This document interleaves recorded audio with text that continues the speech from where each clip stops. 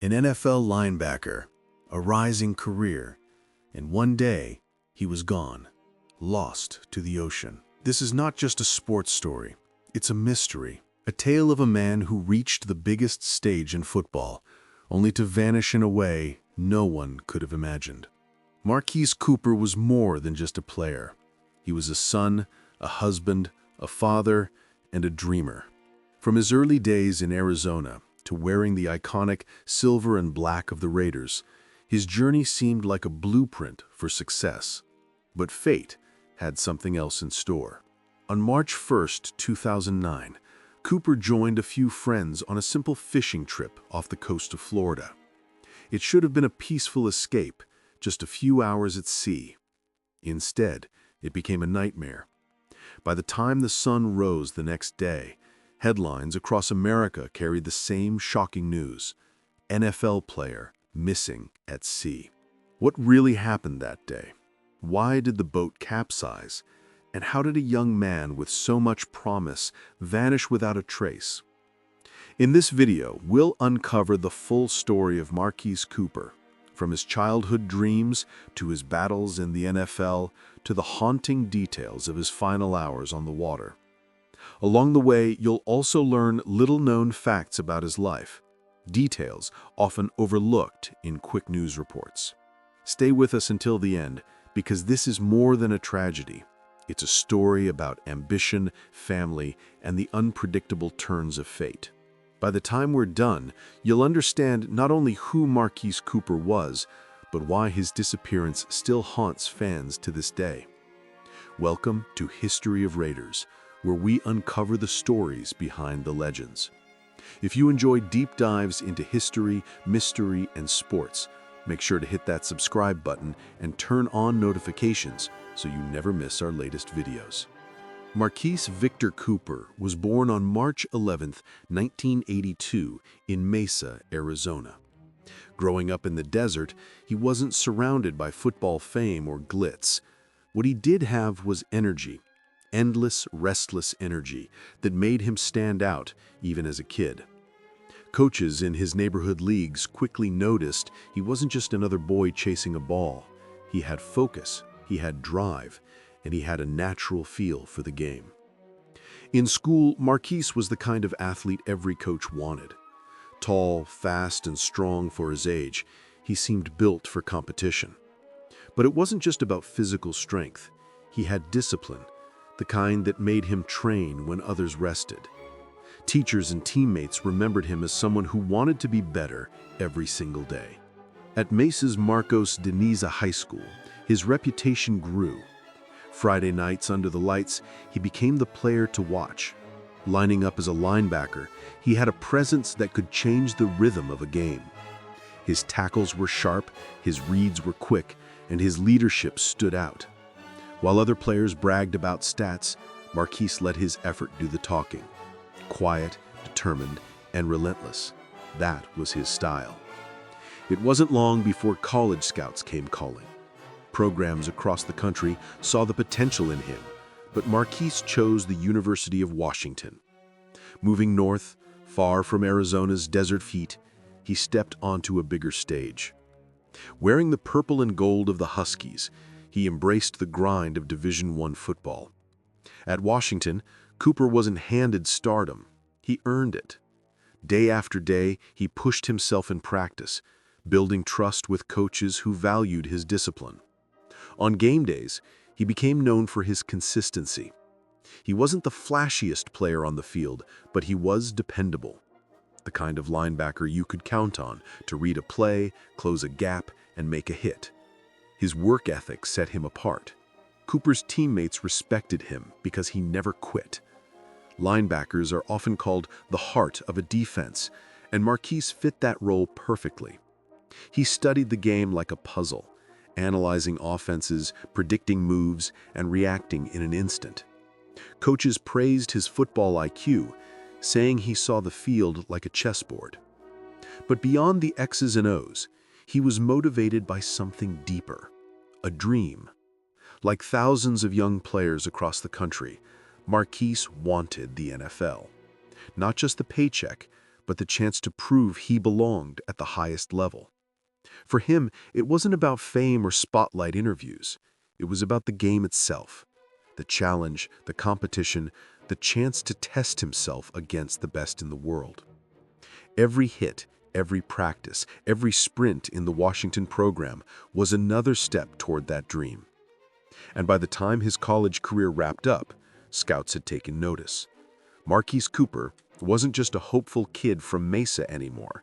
He was a serious NFL prospect, a disciplined, hard-working linebacker, ready to chase the life he had always imagined. For every young football player, the NFL draft is the dream. It's the night when years of sweat, sacrifice, and belief finally get rewarded. In 2004, that dream came true for Marquise Cooper. Coming out of the University of Washington, Cooper wasn't projected to be a first-round pick, but scouts saw something in him, a linebacker with speed, discipline, and toughness. On draft day, he waited anxiously, like so many other hopefuls, glued to the television, waiting for his name to be called. Finally, in the third round, pick number 79 overall, the Tampa Bay Buccaneers made the call. The franchise was only a couple of years removed from a Super Bowl victory, and Cooper was stepping into a team known for its defensive legends, names like Derek Brooks and Rondé Barber. For a young linebacker, there could be no better classroom. But the NFL is not college. It is faster, harsher, and unforgiving. And for players drafted outside the first round, nothing is guaranteed. Cooper worked hard through training camps and preseason, learning schemes, fighting for playing time, and proving he belonged on the roster. He wasn't handed anything, he had to fight for every snap. Over the next few seasons, Marquise's NFL journey became a winding road.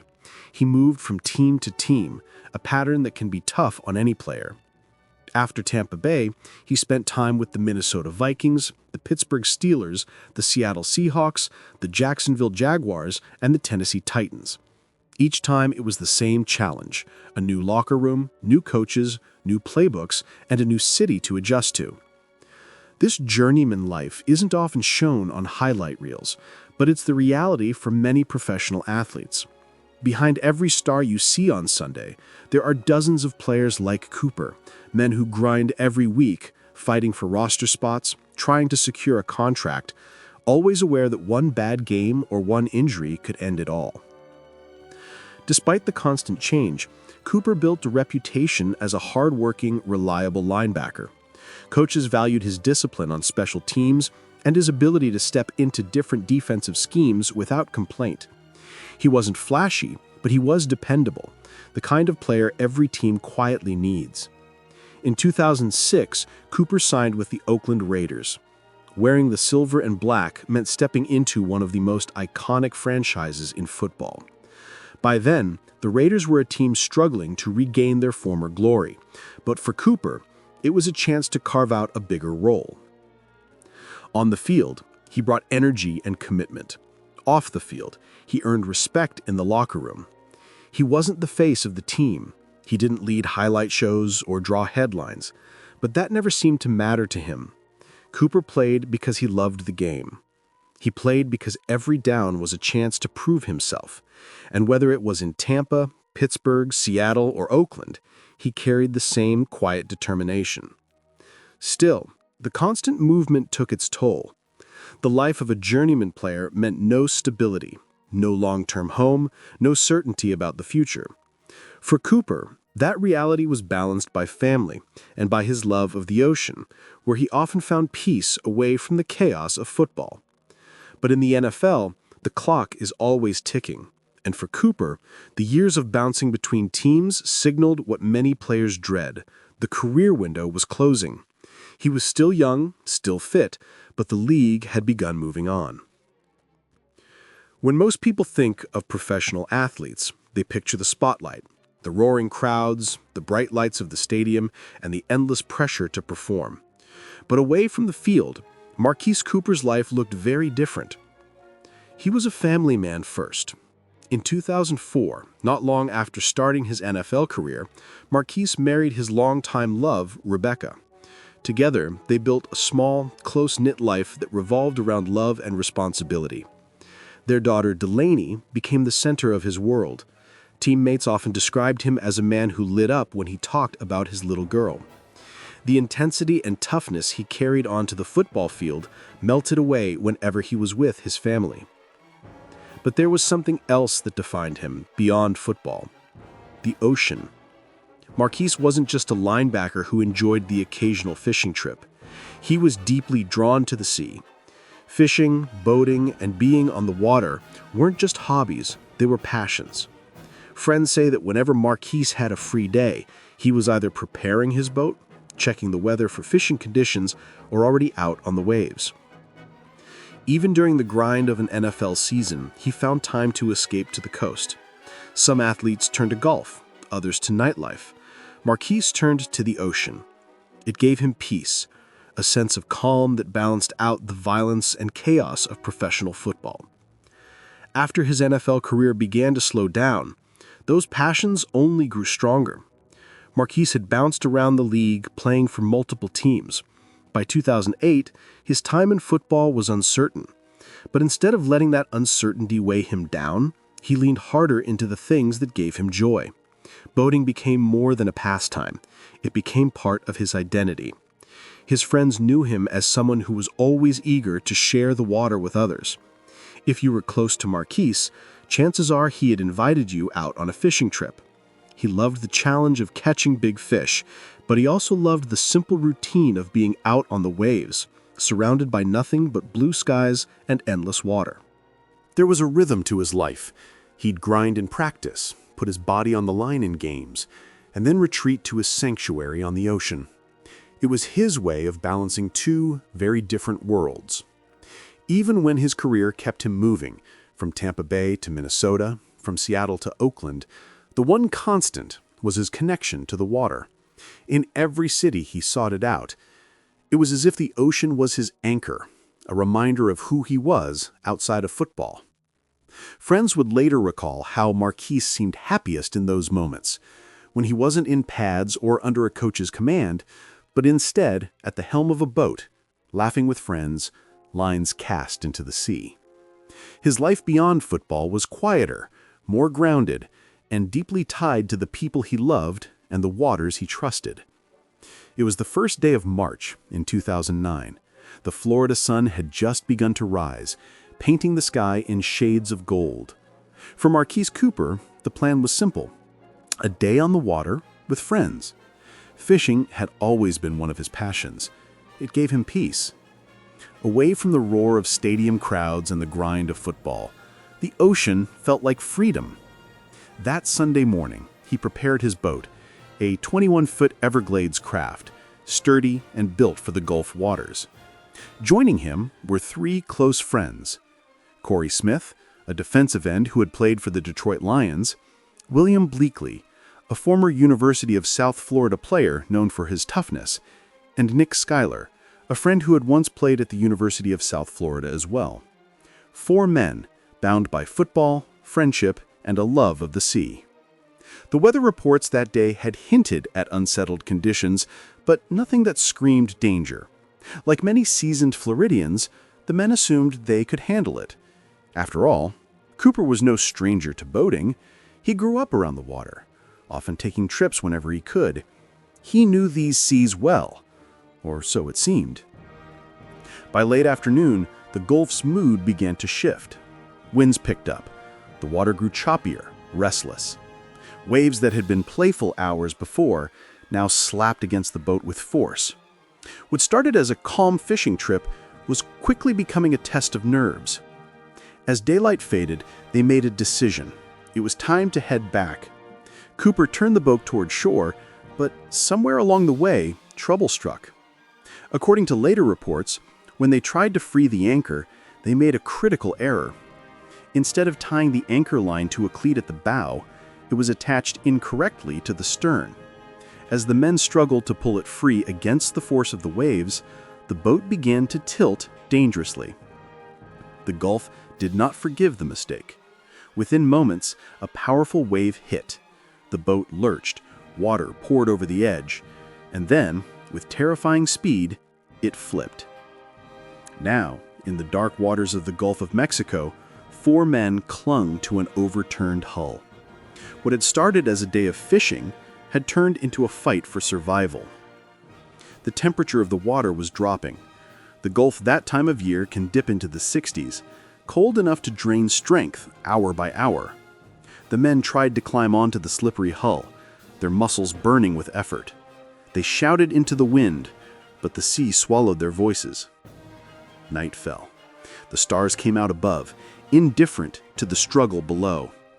4 athletes, men trained for battle on the field, now faced an opponent no playbook could prepare them for. Hours passed. The waves never stopped. The cold set in deeper. To survive, they held on to each other, encouraging one another, refusing to give in to the fear. Nick Schuyler would later tell investigators how they rotated positions, trying to keep spirits alive, though the strain grew heavier with every passing moment. Meanwhile, back on land, families began to worry. The men had not returned when expected. Calls were unanswered. Soon, the U.S. Coast Guard was alerted. What followed was one of the most extensive sea searches in recent Florida history. Helicopters scanned the waters, boats crisscrossed the waves. Rescue crews worked through the night, hoping to find 4 men alive. But as Sunday turned to Monday, time was slipping away. Hypothermia sets in quickly. Even strong swimmers, even trained athletes, can only last so long in those conditions. At some point during that endless night, exhaustion began to take its toll. Schuyler later told investigators how one by one his friends grew weaker. Corey Smith, the veteran defensive end, was the first to let go. Then William Bleakley. Both men were overcome by the cold and the relentless pounding of the waves. Marquise Cooper fought to the end, but the ocean was merciless. He too vanished beneath the dark surface. Only Nick Schuyler remained. He clung desperately to the overturned boat, his body battered and numb, his mind focused on survival. For more than 40 hours he drifted with the wreck, waiting, praying, holding on as the Gulf tested his will. The news of Marquise Cooper's disappearance spread quickly. What began as a local report of a missing fishing boat soon grew into national headlines. Within hours, every sports network carried the same haunting words: NFL player missing at sea. For fans, it was shocking. For teammates and coaches, it was almost impossible to process. The NFL is a world where players are larger than life, where toughness and survival seem to come with the job. The idea that a young, strong linebacker could be taken by the ocean felt unreal. Across locker rooms, silence filled the air. Players who had lined up next to Cooper struggled to make sense of it. Teammates remembered him as more than just a Raider. He had played for multiple teams, and in each city he left the same impression: hardworking, respectful, and deeply passionate about the game. Coaches spoke of his discipline, how he never complained about being moved from team to team, how he showed up ready to work no matter the circumstance. Friends described his smile, his calm presence, and the way he carried himself with humility. As the days passed, memorials began to take shape. Vigils were held in his hometown of Mesa, Arizona. Former teammates wore wristbands with his number. At games, moments of silence honored not only Cooper, but also Corey Smith and William Bleakley, the 2 others lost that day. The NFL is a family, and when one life is cut short, the entire community feels it. For Cooper's wife and young daughter, the loss was overwhelming. He had been more than a football player to them. He was a husband who still loved fishing trips on quiet weekends. He was a father who proudly talked about his daughter to teammates in the locker room. Now his daughter would grow up with stories and photos in place of memories. The tragedy also raised serious questions about safety on the water. Reports revealed the boat's anchor may have been mishandled, causing it to flip in the rough current. For many, this was a wake-up call.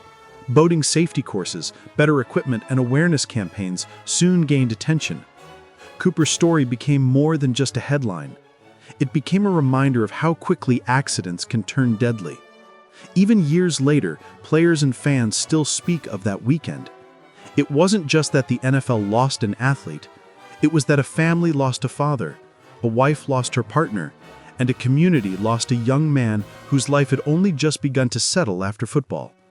The shock lingered, not only because of how he died, but because of how much life he still had left to live. Marquise Cooper's story is one that lingers in the mind long after the headlines have faded. He wasn't the kind of NFL star who lived under constant spotlight, and yet his life left a mark that can't be ignored. A linebacker who moved from team to team, wearing different jerseys but always carrying the same determination, the same quiet work ethic. He wasn't a superstar, but he was dependable, disciplined, and respected by everyone who shared a locker room with him. And yet, it was not the story of touchdowns, tackles, or trophies that defined his name. It was the silence of the sea. A fishing trip meant for relaxation turned into a tragedy that no one could have predicted. For a man who spent his career fighting to prove himself, to endure the grueling battles of the NFL, it was the water, not the field, that claimed him. In many ways, his disappearance serves as a reminder of how fragile life truly is. We often see professional athletes as untouchable, almost superhuman. They push through pain, they endure pressure, and they inspire millions. But beneath the helmets and jerseys, they are human beings, vulnerable, breakable, and subject to the same unpredictable turns of fate as anyone else. For Cooper's family, his absence left an unfillable space. A daughter would grow up knowing her father through stories and photographs. A wife would carry memories of the man who loved fishing as much as football. For teammates and fans, the loss brought a sobering reality that the end of a career isn't always a retirement speech or a farewell game. Sometimes it's sudden, cruel, and final. Marquise Cooper's legacy doesn't lie in Pro Bowl appearances or record-breaking stats. His story endures because of the way it ended, abruptly, mysteriously, with questions that still echo across time. He played for the Raiders. He wore the colors with pride. But what makes his story unforgettable is not how he played, it's how he disappeared. And perhaps that is why we tell his story today. Not to dwell on tragedy, but to remember the man behind the jersey, to reflect on the preciousness of life, and to honor a player whose journey was cut far too short.